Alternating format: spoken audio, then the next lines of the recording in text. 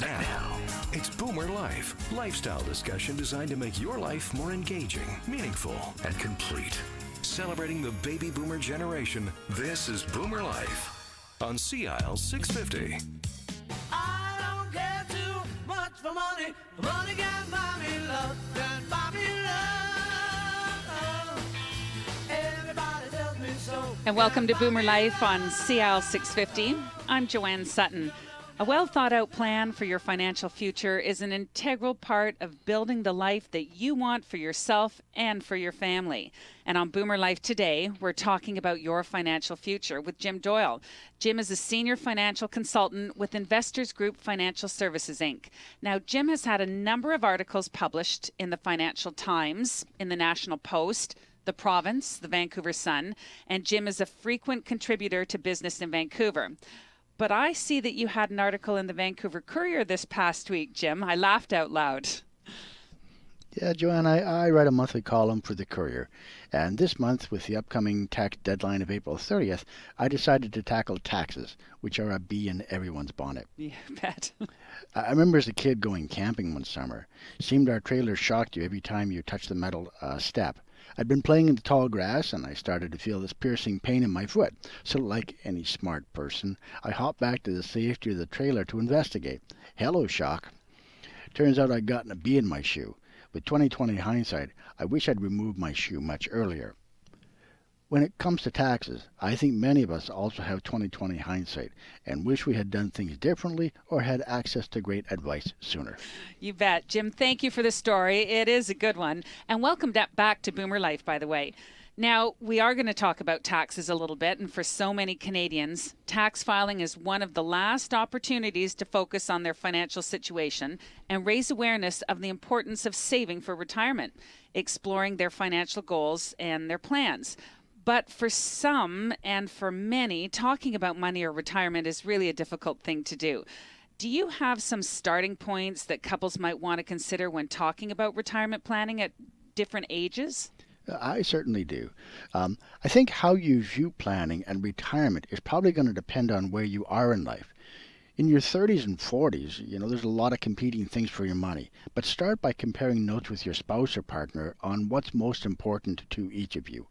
When retirement is so far away, it's hard for couples to focus on it.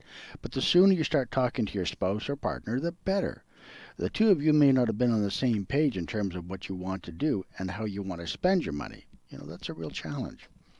In your 50s and your 60s, take a look at your cash flow. You can't possibly plan for retirement until you know how your current lifestyle costs or how much it costs. Once you get the whole picture, then you'll be able to plan accordingly. In retirement, have a plan. If you haven't already done so, consult a financial advisor to discuss how to deploy the assets you have. Like the first years of a marriage or the months following the birth of a first baby, retirement can be a turbulent time that tests couples. There are changes to morning routines, identities are no longer tied to careers, and they need to get used to the idea that you're now living on a fixed income. Regardless of what age you're at, with your partner, agree on your goals and make them finite. So, Jim, in your experience, when it comes to planning for retirement, what are some of the more sizable mistakes that couples can make? You mean aside from not having saved enough for retirement? When it comes to retirees, spending too much too soon and giving it to family members who want money are two common mistakes that can significantly diminish the quality of investors' retirements. Getting your financial house in order takes early planning and can help set a better stage for retirement. Now, there's probably a few planning activities that we see repeated from time to time. One of the biggest pre-retirement blunders, couples procrastinate and they don't talk about retirement until they're near it. Oh, it's always about communication. So what's next? Next is when only half of the couples comes to the planning meetings. I'm sad to say that I see this more often than I'd like. Given the current pace of change, it's important to stay in touch with your financial situation. When it comes to financial literacy, you're never really done learning. Once you get behind, though, it takes extra effort to catch up.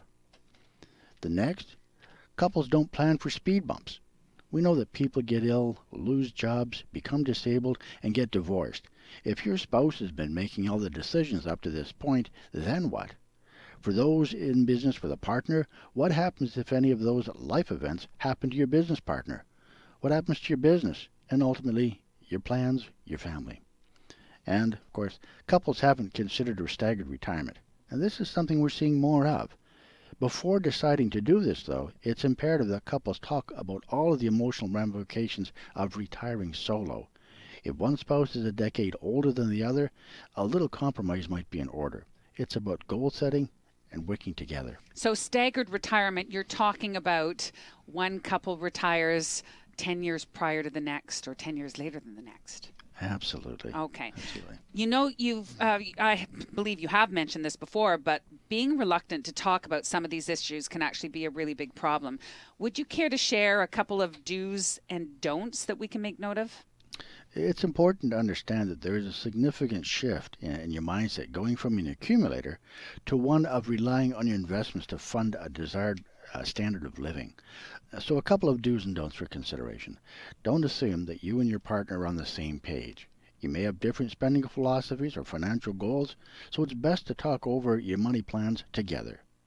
And this one is huge. Don't keep secrets. Financial infidelity doesn't lead to good things. Unfortunately, it's not uncommon. Withholding information about how much you're making, debt levels, loaning money to friends or family can be problematic. Making a big purchase without your spouse's input or keeping debt a secret can signal that you don't trust your partner, and that creates tension. You mean I have to tell him about that special bank account I have that's specifically for shopping? Is that a secret? Well, money truth is a good idea. So how you manage these do's and don'ts could actually be damaging to your relationship. We've already established that. So what do you say when a well-intentioned spouse is making all of the final decisions? It's just one person controlling everything. I'd probably like to suggest don't let one person control everything. Okay. It's fine for one partner to manage the day-to-day financial duties, but you both should keep up to date on how your financial plan is shaping up. Do tackle your finances together. If you want to understand each other's approach to money, talk about your portfolio over coffee and waffles or have a beer and bank account night. It's a low-pressure way to check on your goals and finances. So what would you recommend when one partner tells you that they just can't get their spouse engaged in that planning process? I'm sure you've come across this before. Yeah. Instead of waiting for your spouse to see the light, I do think it's necessary to plan, even if the other spouse is not willing to engage. So here's a couple of thoughts for consideration. Work with a financial professional who can explain your options and help keep you on track. Above all, don't feel embarrassed. Learning about your financial picture or what your financial picture looks like and how your investments work will go a long ways towards building confidence in your future. So for those people who are just focusing on picking investments, I feel like they could be missing out on a lot. It sounds as though it's really important for couples to talk openly about their perspectives and their goals. Reaching common ground often involves acceptance, patience, and a willingness to engage.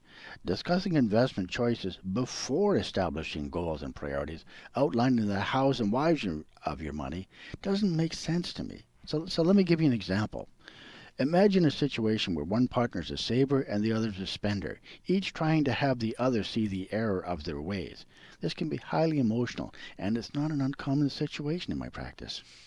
For some couples, this has likely been a challenge for years, and it seems that you're able to offer real value by taking the time to have these conversations. Helping them remove the barriers is something really special. And I know that money is one of the top drivers of divorce. And I also know that one of your specialties in your practice is helping couples go through divorce. What advice can you offer our listeners?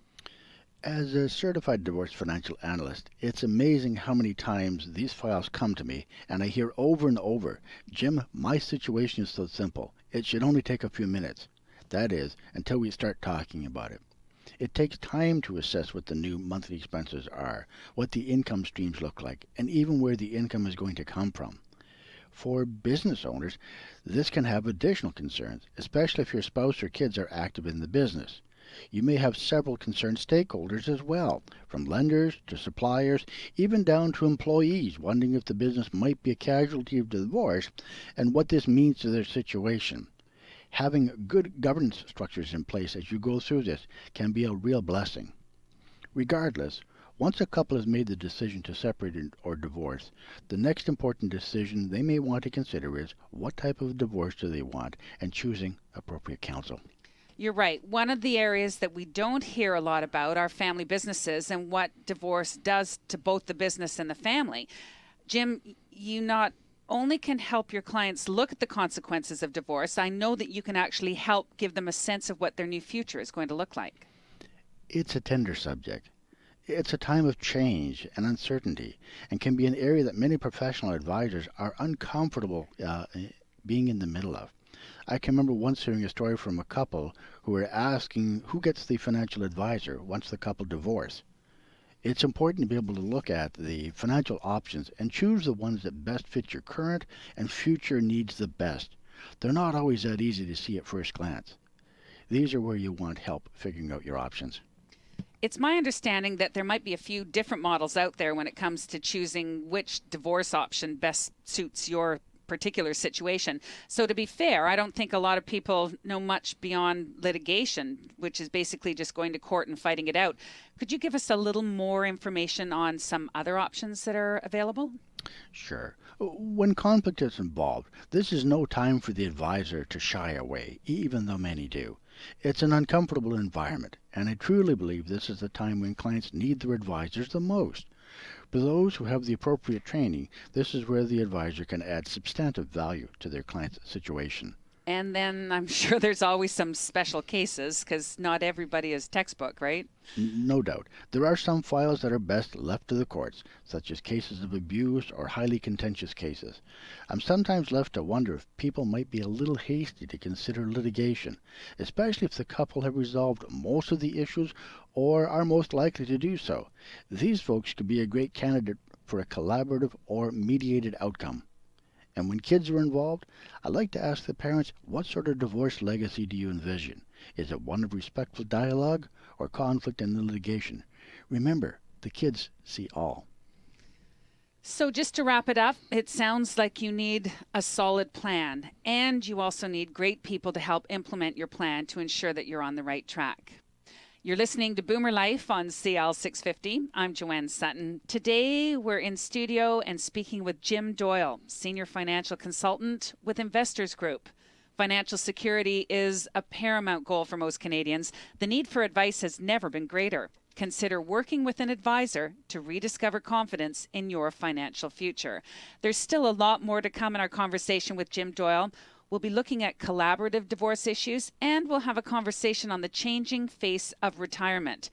That's coming up next on Boomer Life on CL 650. But if you'd like a little more information about Jim and to get to know him a little bit better, please go to his website, jimdoyle.ca, or you can call him toll-free at 1-800-665-7178 or at 604-682-5431. This is Boomer Life.